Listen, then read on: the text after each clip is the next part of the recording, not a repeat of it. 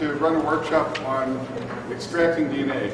But when I started to do this, we were in communication about what we really want to do. And it occurs to me what we're really doing here is not extracting it so much as preserving it.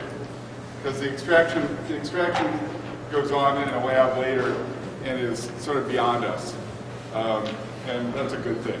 It's like something we don't need to deal with. But what we do need to deal with is we need to make sure that the specimens preserved, the DNA in the specimens are preserved, and that we can then extract it easily to get a sequence later. So that's what I want to talk about, and I'll be quick because it turns out it's easy. So the goals of DNA extraction are basically to stabilize and then to purify the DNA. And the type of extraction that you're going to do is going to depend on the type of material that it is, animal, plant, fungal, whether it's root tips or whether it's mushrooms or maybe whether it's polypores, could change that. And also how good the DNA has to be that you're getting out.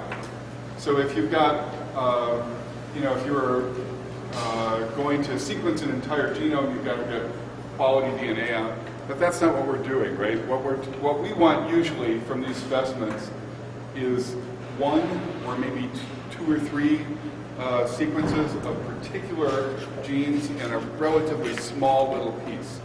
So as a result, the DNA doesn't have to be very good from this. It can be pretty crappy, actually, and it doesn't have to be that pure, especially if we're going for sort of an abundant gene, because you can dilute out the impurities and you still have enough DNA there to get the sequence. So we can settle for pretty crappy stuff. So that's good.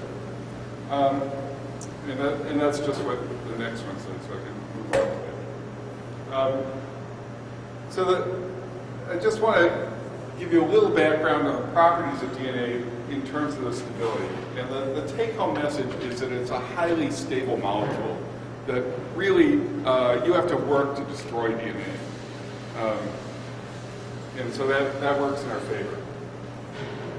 It can get nicked or broken mechanically by shearing, but as I was mentioning earlier, we can settle for smaller pieces, so that's not a big issue for our needs.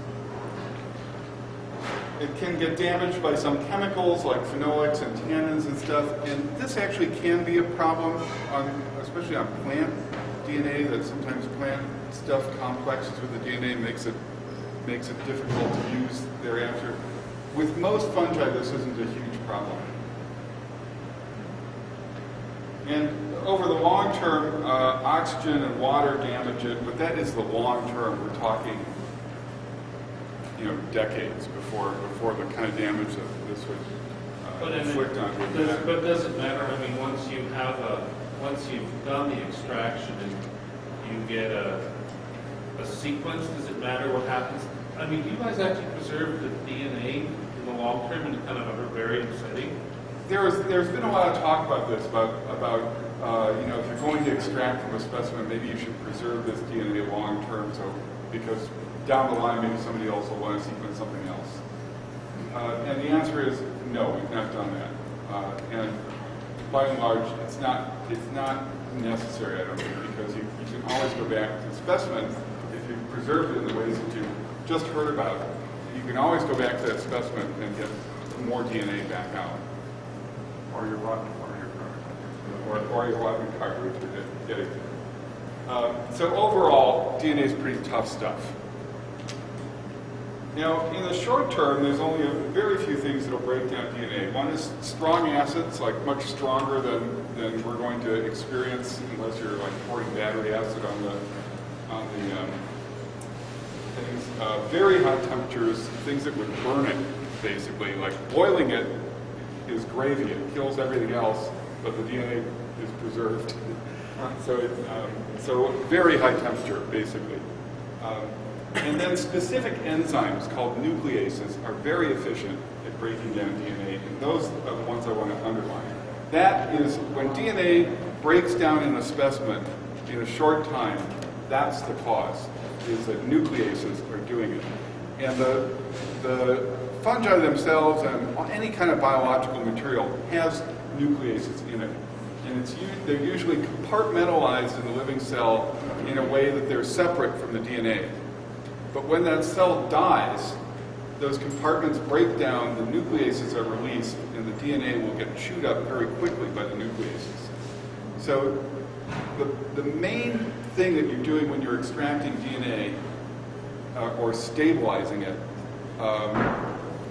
in the context of a specimen is you're making sure those nucleases do not have any time at all to work on the DNA. Because if they do, then there will be no DNA. That's the main culprit. So how do you get rid of nucleases? You can do this by denaturing or activating them.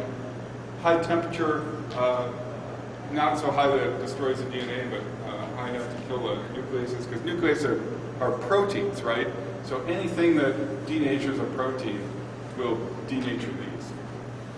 You can use strong detergents, and that's very typical in extractions. There's some kind of like SDS or CTAB you hear about. These are just detergents, and they basically denature proteins, so they get rid of nucleases. You can all nucleases need divalent cations. They need, and usually magnesium, and so putting in chelating chemistry gets rid of those. So a lot of times buffers that you use for DNA have a strong EDTA content because it's just pulling out the cations, and when that happens, the nucleases get inactivated. And then some kind of strong non-polar organics can also do this. So phenol and chloroform are sometimes used in extractions too.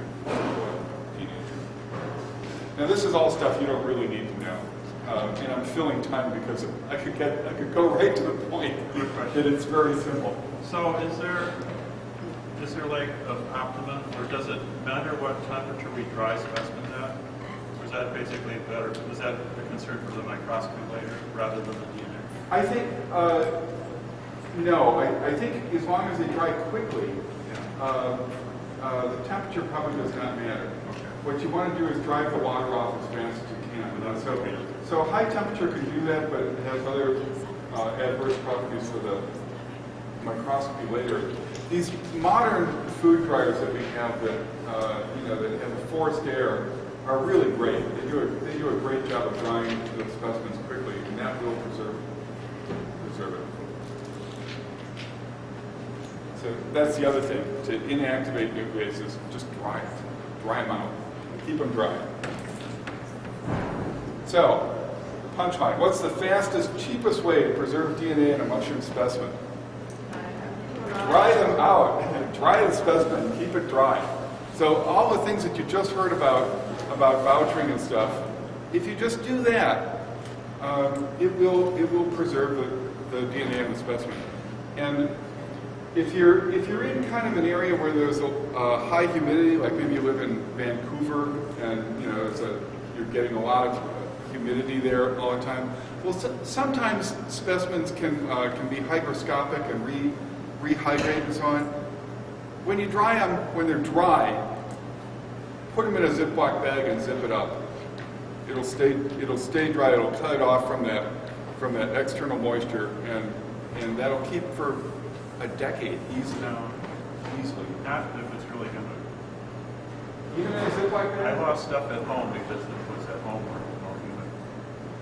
Yeah, it's a Ziploc bag, so. What about a sealer jar? What about silicon gel? You can add a desiccant to it too. But I have to say, the Bay Area is pretty humid in the winter, and This most is like specimens 5 last years or forever. something, I don't know. Quite a long time. And some of the specimens have been in the herbarium for decades. You can still get DNA out of them and sequence small regions. Now, as they get really old, it's more of a pain to do, and the pieces you get are small, so it's more difficult. But it's usually still there. So I think that when you are making these collections at home, for example, you find that cool thing, and you're not on a foray like this, just dry it out. Keep it dry, and it'll be fine. And we can get the DNA out of it later. Okay, but for large numbers of samples from a foray, then we want to simplify these methods and archive the DNA separately from the specimen so that we can take the DNA and send it off to a lab that's going to finish the extraction and sequence it, and we can take the specimen and send it off to a herbarium and catalog it and put it in a box and label it. And we want those two connected still. But dealing with them separately will speed up the process. So that comes to these things. And I've got them sitting around here somewhere. Just had them out. Here they are. They're these little cards. And the way these things look is they've got an inner part of them. So, and there's 4 little spots on there. And what happens is that you just put a little bit of material on here, like a little piece of a gill, typically.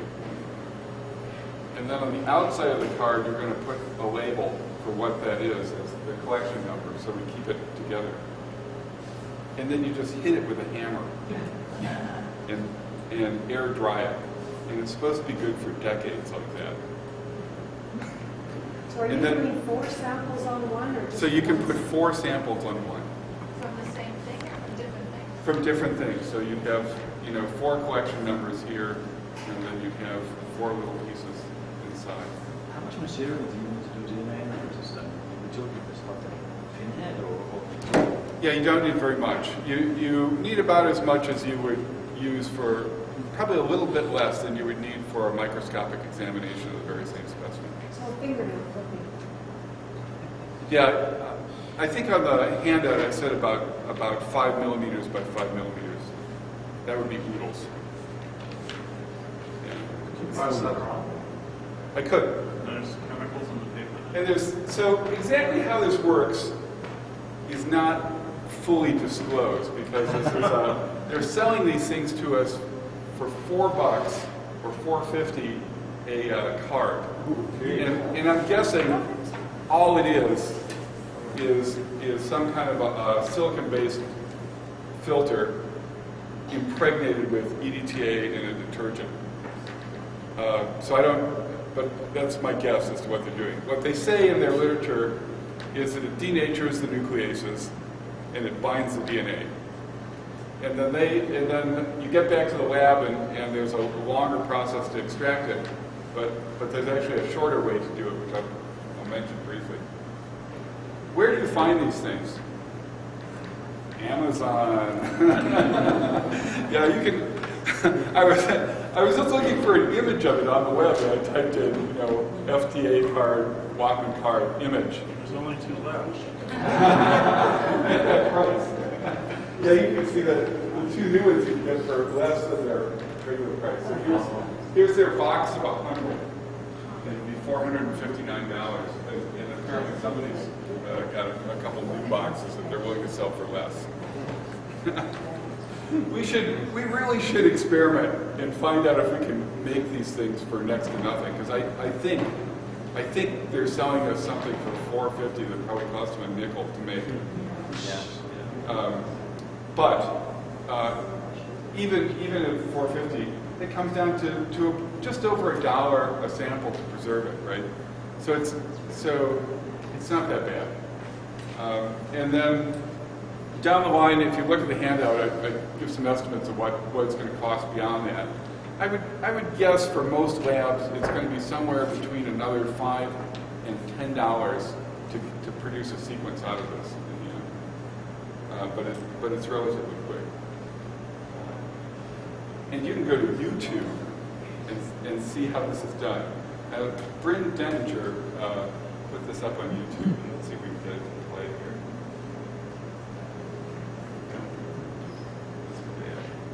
I know I can get this to work.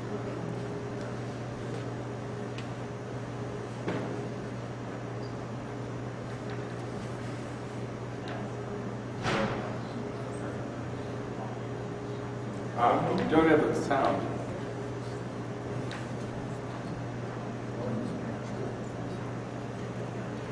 Okay. Is your sound down? My sound down. Ah. That was the problem yesterday.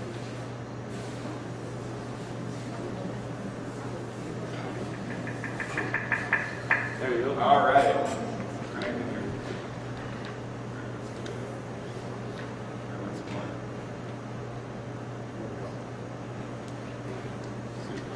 When collecting new specimens for DNA barcoding, the first thing you want to make sure you do is get a good photo of it in the field. Later could on, supplement that and you say a sample good- DNA from a the good specimens collection. using these Robin FDA Plant Saver cards. Oh, could you sit down? These cards have 4 sample areas and a laminated flap that folds over the sample area. Take a clean, fresh piece of reproductive tissue. Look at how small this Here I is. pour off some tubes of fluid and place that tissue in the middle of one of the sample areas. You want to be careful when you place the tissue in the sample area so you don't damage the surface of the card. Then you want to fold the flap over and use a hammer to smash the tissue.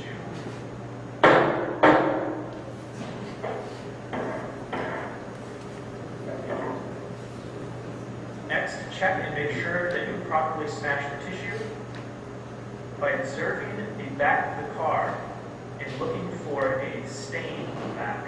This stain indicates that the cellular contents of the tissue have been broken open and have soaked through the fibers in the card.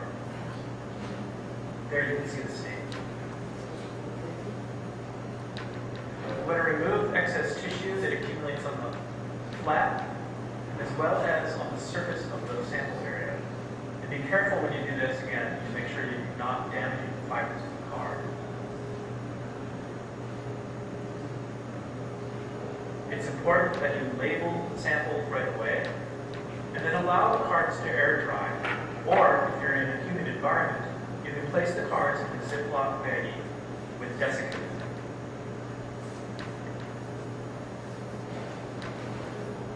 And that's it.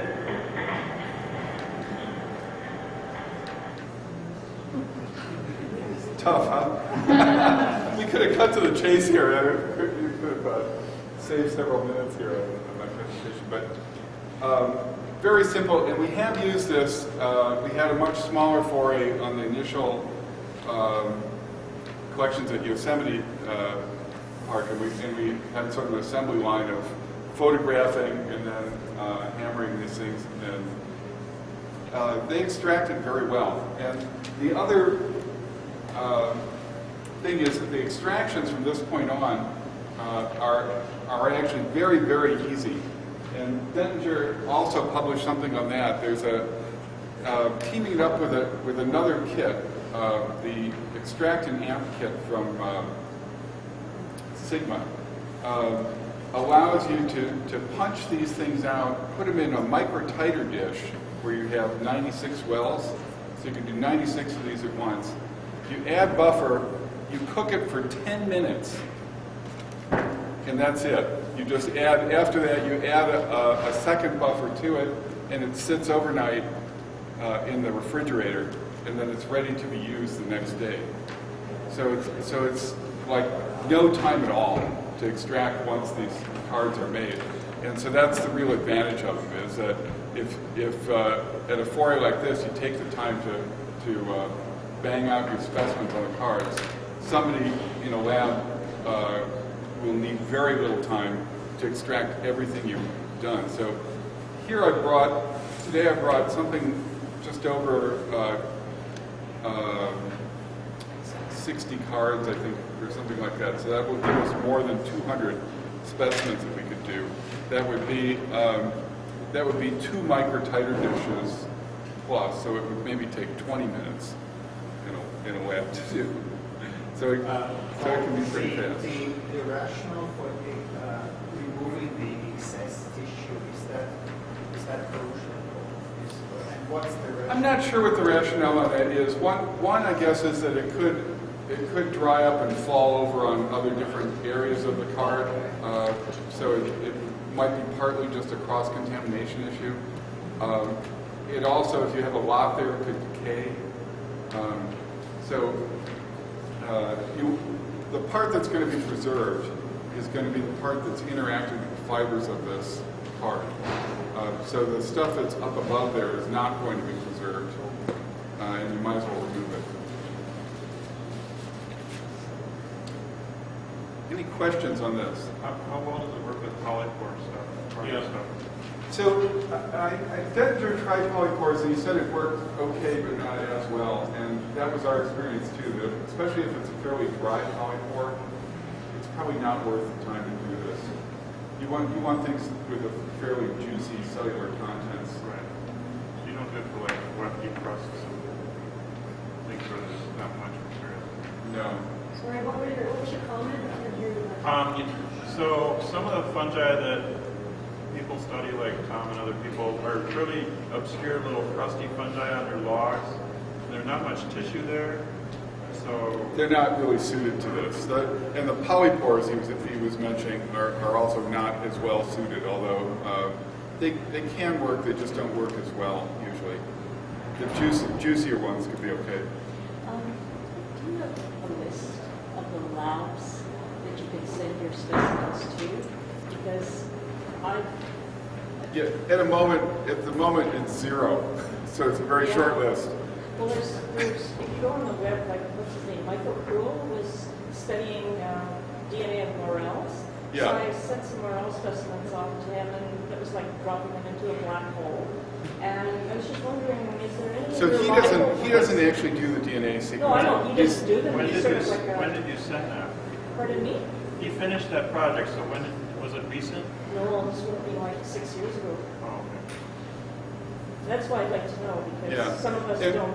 And I have to say our lab is something like a black hole too, mostly because we're so backlogged on material, and there's other projects that we're sort of funded to do, which this kind of thing we're not.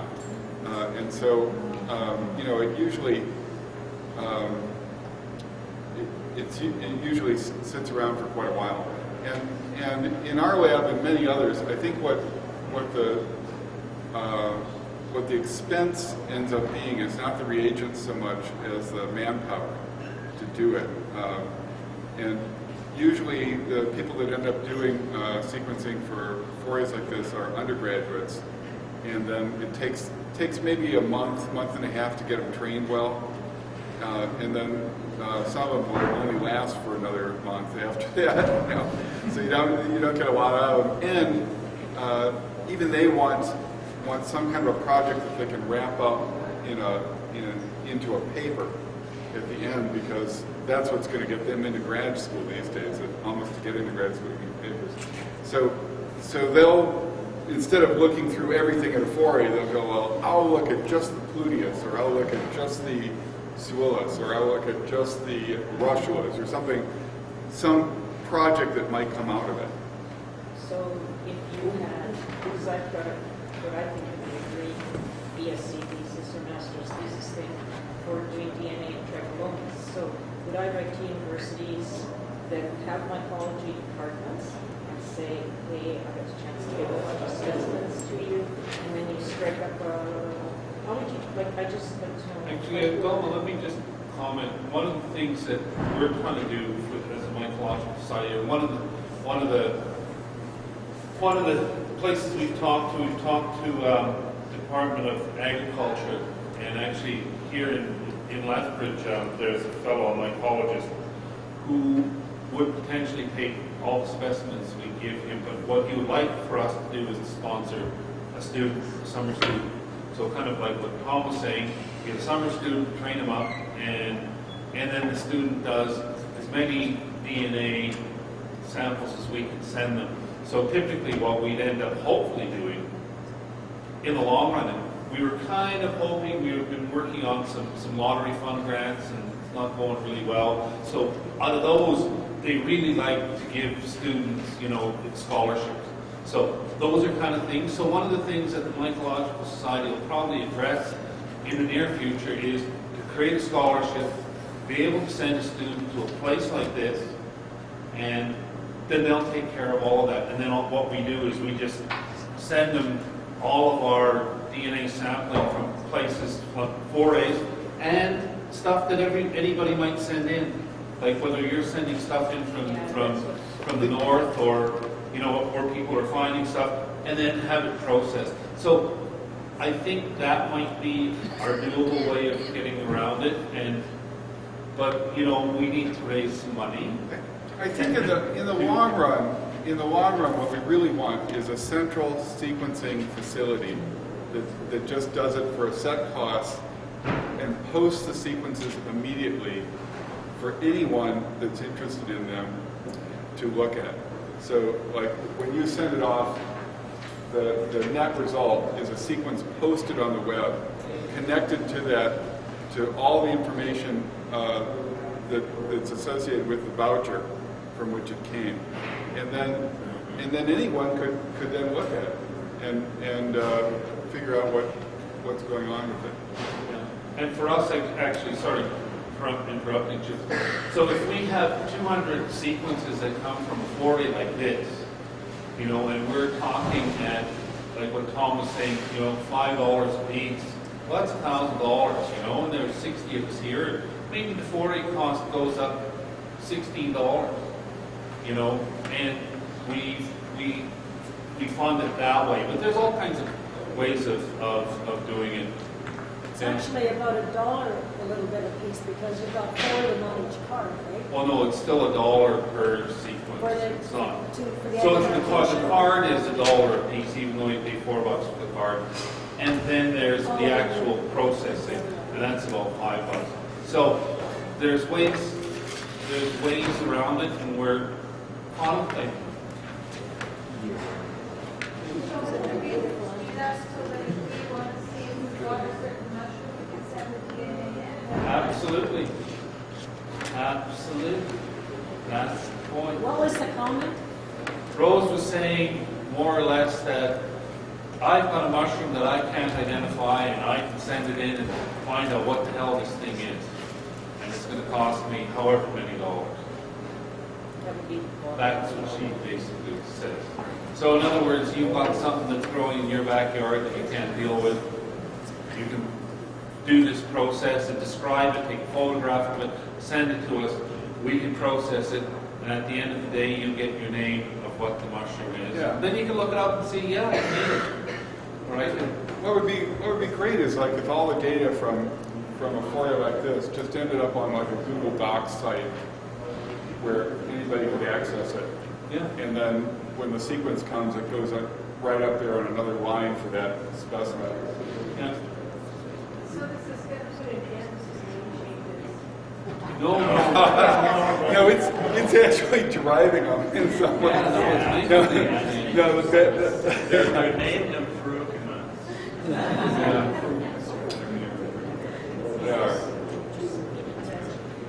The other benefit is if you put sequences online, the GenBank is the name of the website where people post their sequences that they've.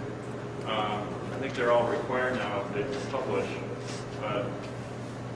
paper using sequences. They put the sequences on that website. But if the 4A generates 200 sequences and gets them in GenBank and they're linked to the specimens and the information as to what we thought they were and all that, people that generate their own sequences will find that their thing matches up with our thing, and papers that figure out new species or distributions of things will put your sites on the map. Right now, Alberta's a blank distribution map. Alberta is a blank, right?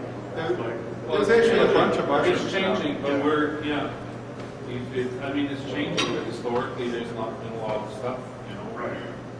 Because we have, what do we have, 2 mycologists? Here's one, and where's there you are. Do we have more than 2 mycologists in the province? If we do, they're hiding. I would add one thing to Pat's talk, and that's when he showed the Mushroom Observer. How many people have used the Mushroom Observer? A few of you. explore that site. It is an amazing site, and I would encourage you all to post things there, because what it does is it lets everybody else know right away what the kinds of things you're seeing, and yeah, you interact with people all over the world. Some of which maybe aren't positive interactions, but but it's There's discussions. There's discussions. There's long discussions. This is fun guy Facebook. But it's yeah, It's better than Facebook. it's better than Facebook. And, Oh, it has to be because it's fun guy. It's got a weighted voting like when you want to look at what other people think something looks like, you know, if you want to look up who had the hypotheges today, the hygrophorus hypotheges. Somebody had one that we thought it was. So you can go on there and type that in. You'll find like 50 images of it from all over creation. I mean, it's amazing. And then it makes you wonder. It makes you wonder if what you got is what you think you got. Right. But It also tells you what's in your neighborhood. it tells you what's in your neighborhood, and it gives you an idea how other people, what their concept of it is. Right. Yeah. And you won't see all great pictures. You'll see all varieties of pictures. So you'll get a lot of different views of that same fungus. So what do you know about the DNA? Do you understand all of it and what it tells you about each thing? Like, or do you know that which parts tell you what color it is? Like, do you know those kind of things? No. Someday maybe. Mostly what we're doing here is we're just taking little bits of DNA that we know something about, sequencing those and using that to infer relationships and species borders. And it's another whole talk on the imperfections of that. It's not a perfect system, but it's a really, really useful tool. Technology is changing so fast that whole genome sequences are now being done for lots of things, and the potential there is that we could look and go, okay, this is this gene is the color that makes the red vermilion streaks in Suillus americanus or something, but we're a long way from that. But I think the potential is there that someday you could actually get more out of the sequence than we currently get. You used the word earlier on, something to do with collections and NAMA, and it was something like sanctions, or what is the word you use? Vouchers? Vouchers, yeah. What is that? Well, it's a specimen that documents a name. Or an observation. So like when you have a whole list of collections that you made here, or observations that you made here, if the only thing you have is that name, then all we know is that somebody thought that that's what you saw. If it is anchored to a specimen, a voucher, then someone else can look at that and go, okay, do I believe that that's what this was? And especially as the names change over time. So who creates this voucher? Is it a number? You are here. This is when you dry these things and have this specimen that goes into a herbarium somewhere, that is a voucher specimen. So if you look over there on the stuff that is on the display, the vouchers have a line across the card to make it obvious that that specimen has to go in the dryer at some point to be saved for whoever it is that wants, or that's saved for somebody. Yeah. So if you get two DNAs that kind of match, but you have two different things, how are you going to know which one is really the right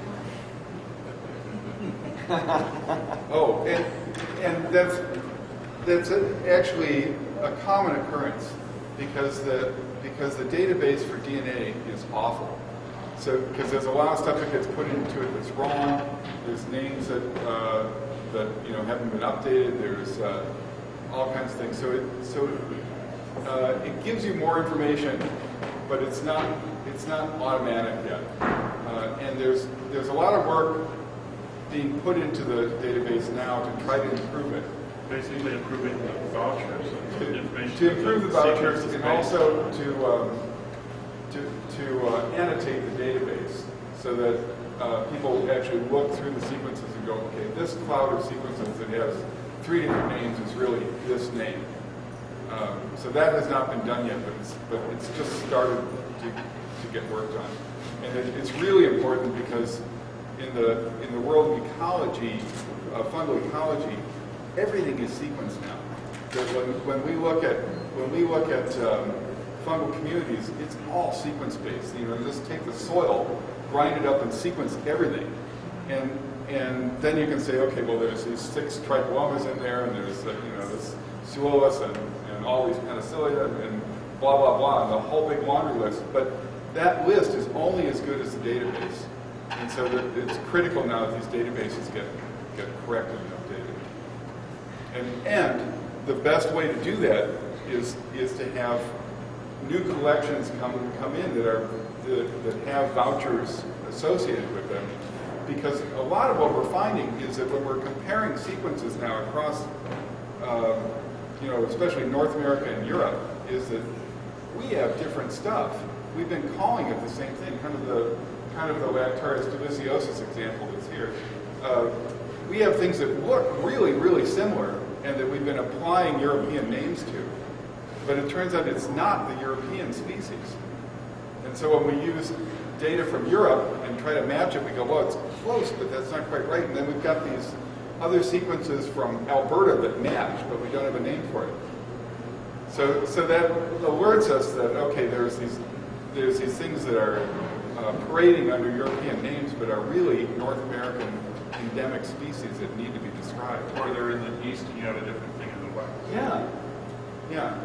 Very common. I'll show a couple examples of this tomorrow night when I talk about the microflora. Excellent.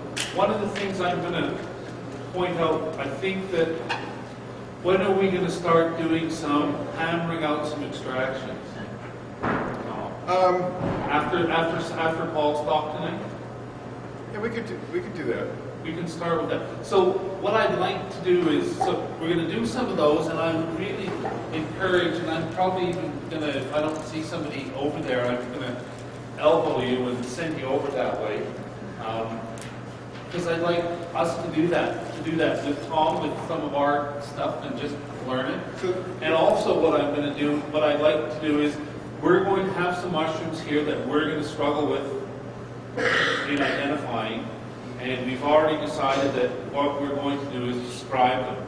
And so Patrick's going to work a little bit on that. And what I'd like to do is, I'd like to grab some of you to actually sit down with him and start going through some of these mushrooms and describing them and getting the notes on the fresh specimen, and then it'll get smashed with the hammer for the DNA. Well, actually, it'll get photographed and then smashed and then dried.